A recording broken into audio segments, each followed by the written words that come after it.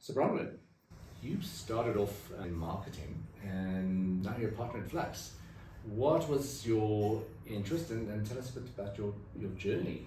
Well, basically, as you know, my career started around about the same time that I met you, when I was working as a marketing manager at McNabb. So we invited you to become a part of the event. That's where I met you. And then my career carried on, still in marketing. I got involved with marketing, really interesting financial services and political analysis products. But at the same time, we'd stayed in touch, and eventually you'd asked me to ghostwrite your book, The New Yes. Urban Tribes of South Africa, which is where I kind of got sucked into the Flux Trends orbit, and before long, that sort of side gig kind of took over my life, and here we are, what's it, like 10 years later, still doing the same thing. Good. Well, I'm glad that side gig became a partnership gig. So Exactly. Fantastic.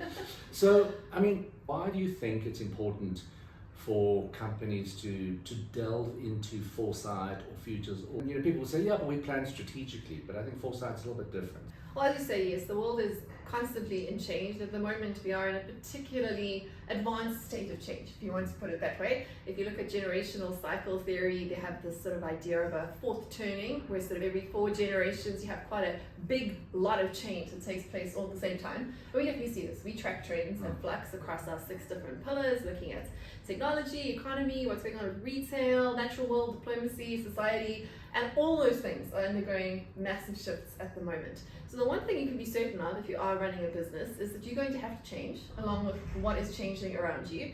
The good news is that this has kind of been the status quo for humanity since we sort of crawled out of the soup. Change is constant, so you have to get used to it. But the problem with business planning, as it's currently taught in business schools, is it tends to be backwards looking, and that's where we're in this really interesting place as trend analysts, because by definition, being trend analysts means we're also looking at backwards looking data. We're not looking necessarily at numerical data like economists or politicians do, but we're still looking at what's happened and then trying to sort of extrapolate what's going to happen if those things that have happened keep on happening. And that's generally how business planning is done. What we found working in this industry together over like the last decade or so, what you start to realize is that when you look ahead at the future, past performance is no guarantee of future results, which means we also have to step off the course of the trend line. So you have to know what's going on in the world. That's important. It's important to know where we are, where we've been, and what the likely sort of course of the river is.